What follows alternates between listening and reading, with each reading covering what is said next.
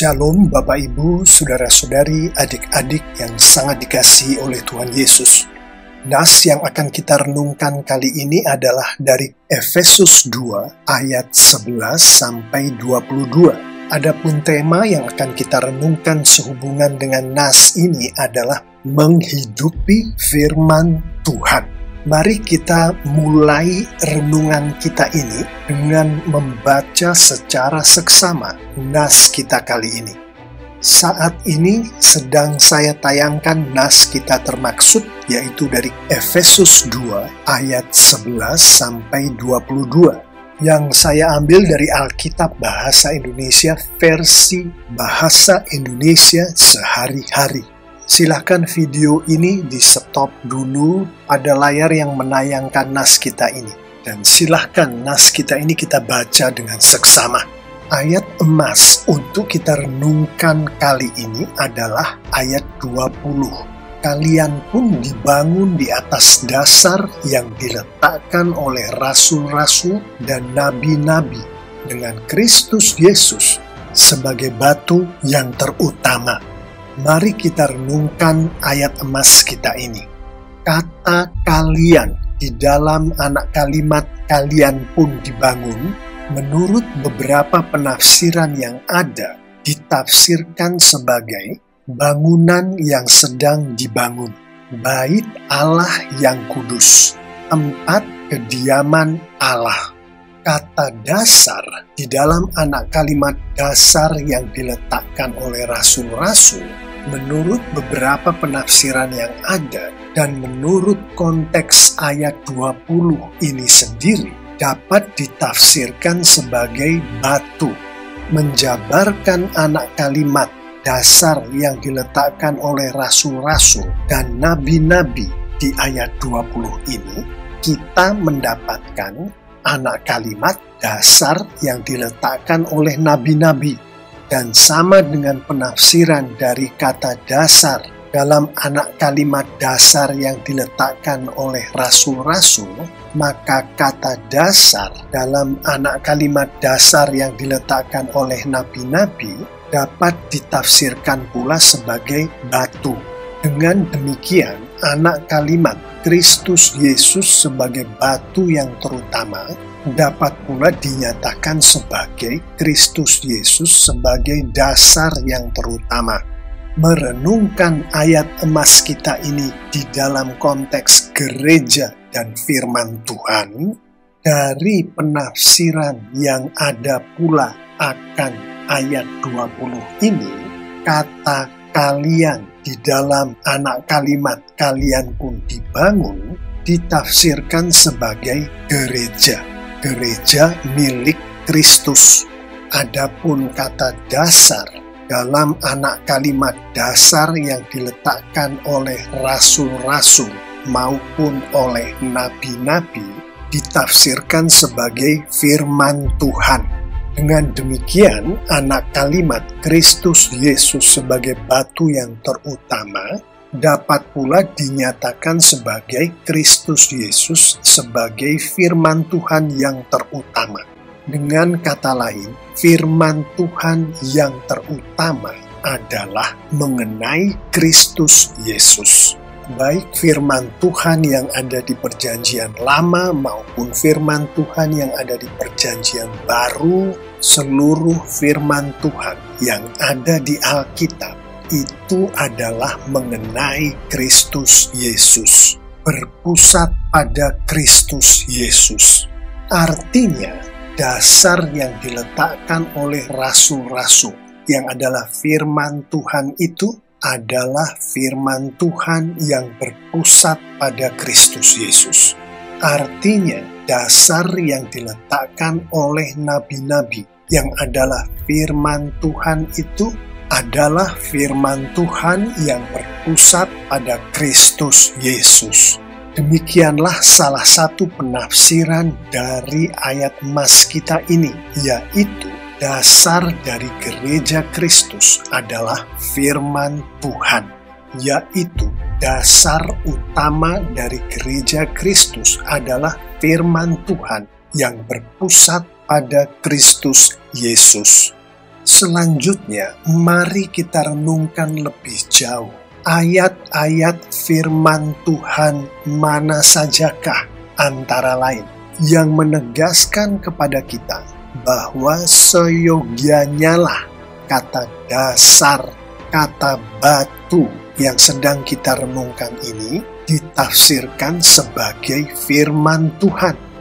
Roma 10 ayat 17.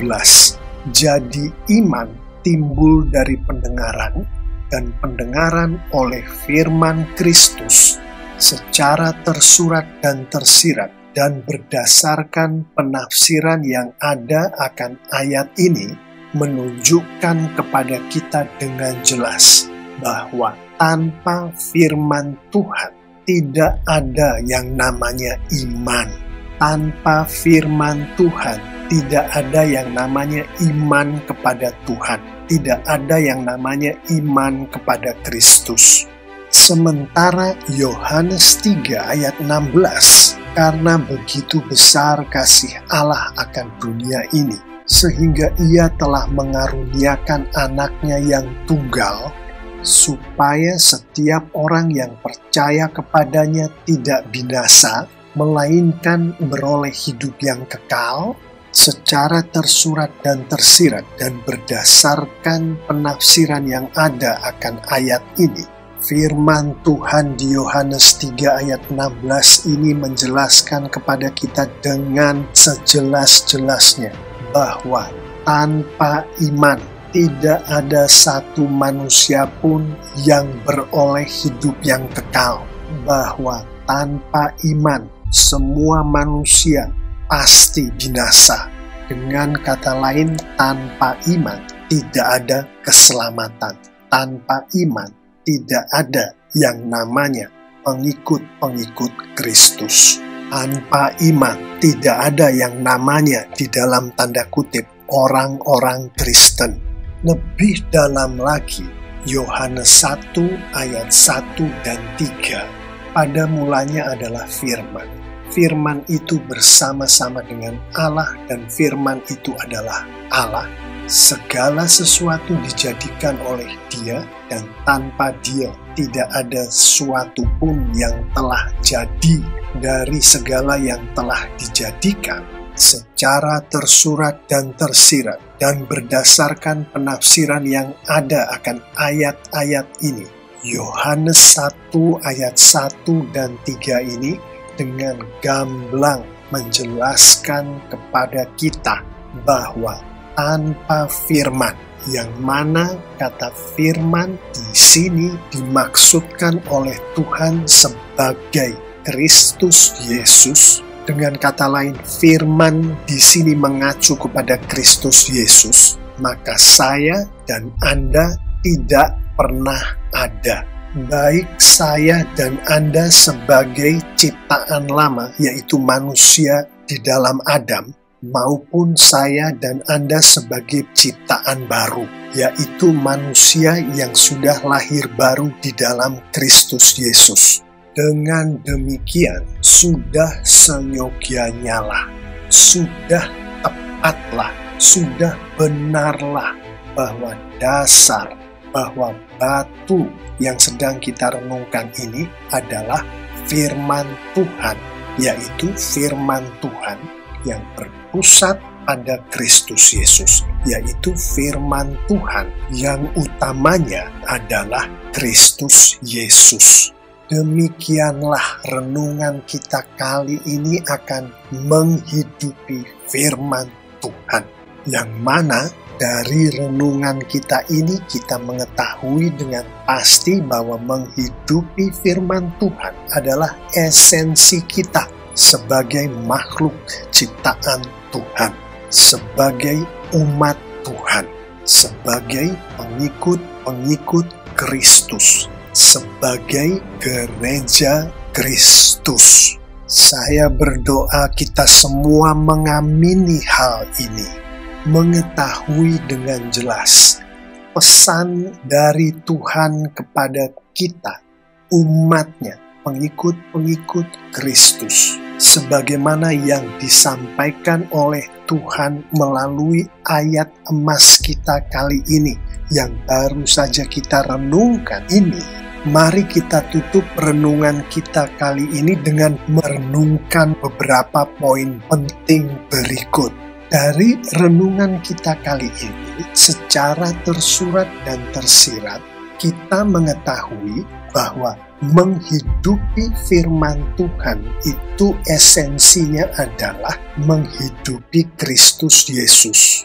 Untuk gampang dimengertinya, menghidupi kehidupan di dalam Kristus Yesus, yaitu kehidupan yang dikuasai oleh Kristus Yesus, yaitu kehidupan yang dibimbing oleh Roh Kudus Kristus, yang mana kehidupan yang semacam ini, sebagaimana disampaikan oleh nas kita kali ini, termasuk berdasarkan Efesus 2 ayat 16, oleh kematiannya di salib, Kristus mempersatukan dua bangsa itu dan mendamaikan mereka dengan Allah sehingga lenyaplah permusuhan itu.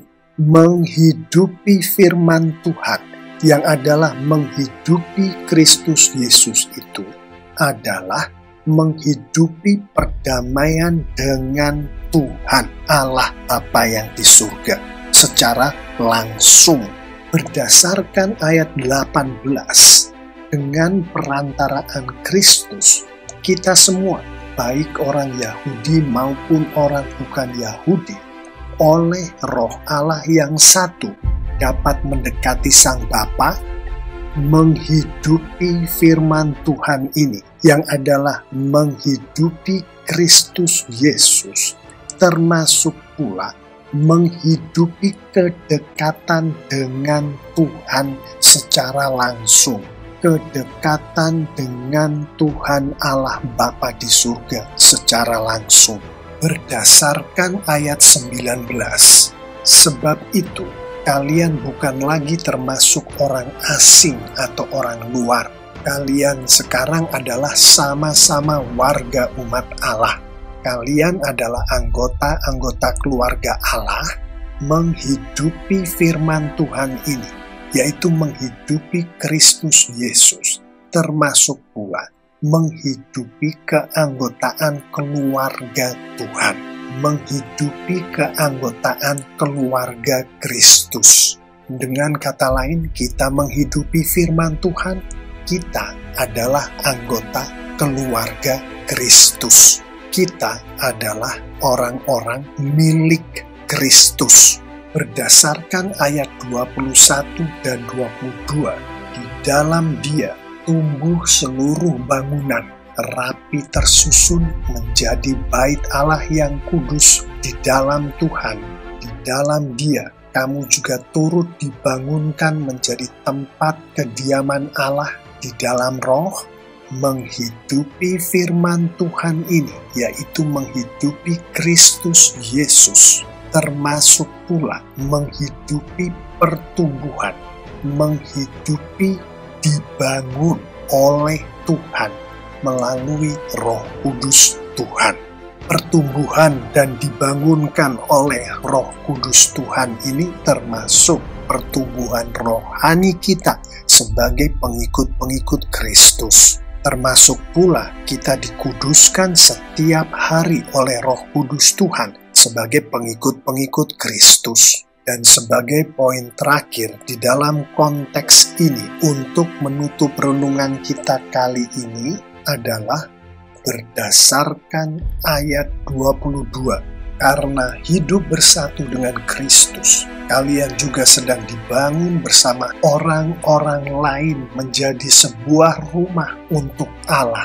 Di situ Allah tinggal dengan Roh-Nya, menghidupi firman Tuhan ini, yaitu menghidupi Kristus Yesus, termasuk juga menghidupi hidup yang didiami oleh Roh Tuhan di dalam kita. Bapak, Ibu, saudara-saudari, adik-adik yang sangat dikasihi oleh Tuhan Yesus, mengetahui akan semuanya yang baru saja kita renungkan bersama ini, Mari kita akhiri renungan kita kali ini dengan kita merenungkan beberapa penerapan berikut.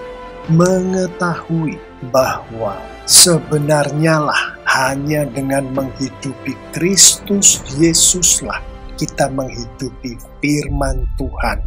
Maka sebagai penerapan pertama dari renungan kita kali ini untuk kita hidupi setiap hari di dalam kehidupan kita adalah berdoalah setiap hari, memohon Roh Kudus Tuhan untuk memberkatkan kepada kita Kristus. Untuk mereka yang belum mengenal Tuhan Yesus sebagai Tuhan dan Juru Selamat, berdoalah dan memohon Roh Kudus Tuhan untuk membuka hati orang-orang yang belum mengenal Tuhan Yesus, untuk Roh Kudus bekerja di dalam hati mereka sehingga mereka menjadi orang-orang yang percaya pada Tuhan Yesus. Berdoa ini adalah termasuk untuk kita-kita yang sudah menjadi pengikut-pengikut Tuhan Yesus, mendoakan mereka yang belum mengenal Tuhan Yesus. Dan setelah mereka mengenal Tuhan Yesus, maka Roh Kudus Tuhan akan bersemayam di dalam diri mereka. Dan bagi mereka-mereka yang menerima berkat dari Tuhan yang berupa Roh Kudus Tuhan ini,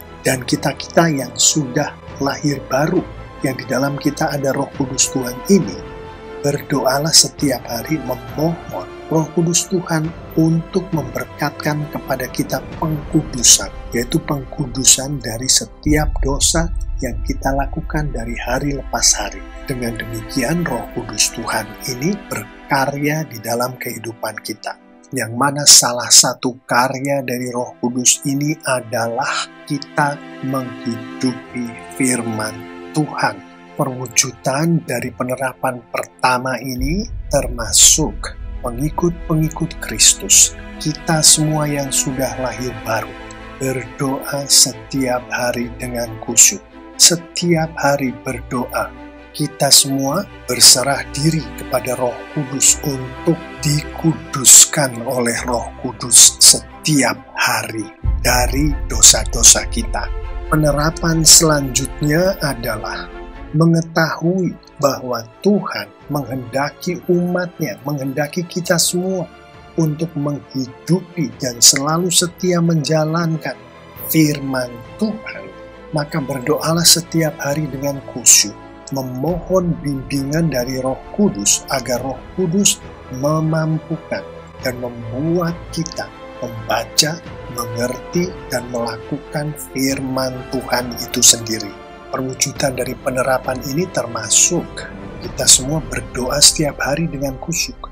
Termasuk kita semua berserah diri kepada Roh Kudus untuk dipakai oleh Tuhan untuk menghidupi firman Tuhan. Salah satu dari firman Tuhan itu adalah amanat agung Tuhan Yesus sebagaimana di Matius 28 ayat 19 dan 20. Yang salah satu penafsiran dari amanat agung Tuhan Yesus ini adalah Tuhan Yesus menghendaki kita semua, pengikut-pengikutnya, untuk menghidupi penjangkauan, penginjilan, pengajaran, pemuritan, dan pelayanan.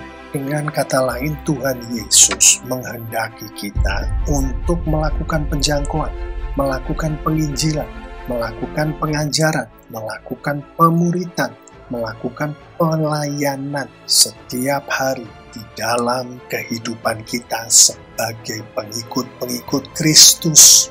Dengan demikian, berdasarkan amanat agung Tuhan Yesus ini, maka penerapan terakhir kita untuk renungan kita kali ini adalah berdoalah setiap hari dengan khusyuk, memohon bimbingan dari Roh Kudus, agar Roh Kudus memampukan dan membuat kita melakukan amanat agung Tuhan Yesus. Perwujudan dari penerapan terakhir ini termasuk kita semua berdoa setiap hari dengan khusyuk. Kita semua berserah diri kepada Roh Kudus untuk dipakai oleh Tuhan untuk melakukan penjangkauan, melakukan penginjilan, melakukan pengajaran, melakukan pemuritan, melakukan pelayanan setiap hari di dalam kehidupan kita. Bapak, Ibu, Saudara-saudari, Adik-adik yang sangat dikasihi oleh Tuhan Yesus, saya mengimani jika kita semua pengikut-pengikut Kristus yang sudah lahir baru, menghidupi firman Tuhan yang baru saja kita renungkan ini lengkap dengan penerapan-penerapannya, maka Tuhan kita semakin dimuliakan dengan luar biasa. Amin.